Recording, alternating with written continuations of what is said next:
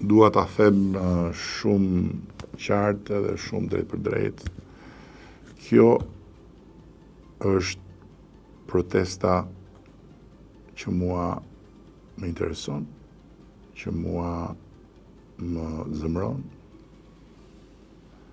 po ashtu që mua më motivon që të vazhdoj luftën time.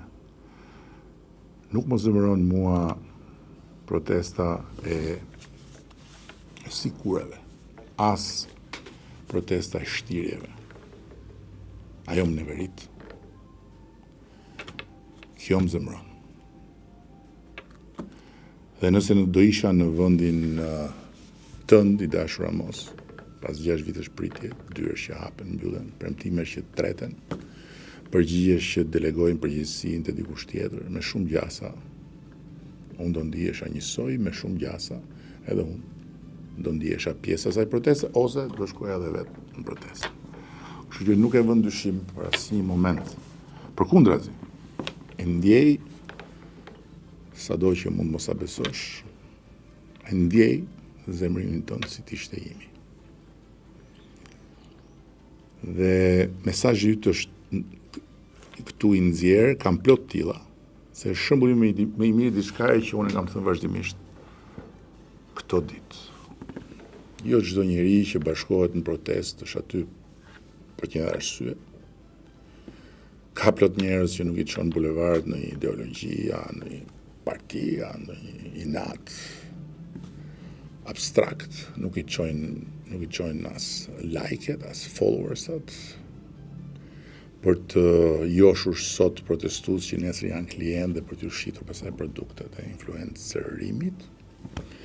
Nuk i çojnë aty as bindjet ambientaliste, që janë fisnike patjetër, as impulset e verbra nacionaliste, as manipulimet apo më keq akoma se sa manipulimet, as misionet e ndryshme për të manipuluar tjerët, po i çon një hall që në fundit kthehet në një zemrim dhe një zemrim që kthehet në një shpërthim. Një padrejtësi që e ndjen me shpinë. Kjo është legjitime. Ke shumë të drejtë, askush nuk duhet detyrohet të shkruajë kryeministit, sepse institucionet që paguhen për të adresuar këto probleme se kanë bërë punën e tyre.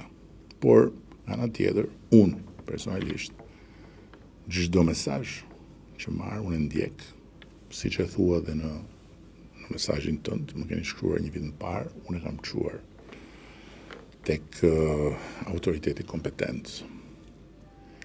Tani unë nuk dua fare të justifikohem se mora këtë mesazh nga telefoni për ta hedhur në debatin me ata të cilët siç më janë vënë mrapa, do më kenë mrapa në aspektin e debatit, sepse unë nuk mund të pranoj lloj sharlatanësh, delirantësh, manipulatorësh apo njerëzish të futur nga të tjerë, si edhe hipokritësh që i kam njohur në punë, i kam parë në punë që të marrin mikrofonin e protestës edhe që të tregojnë si bëhet Shqipëria. Këtë unë s'mund ta pranoj dot.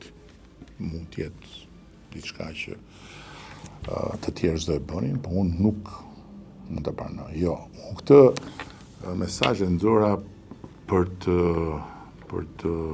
ndarë të vërtetën time thjesht që unë kam qenë në shqetësim.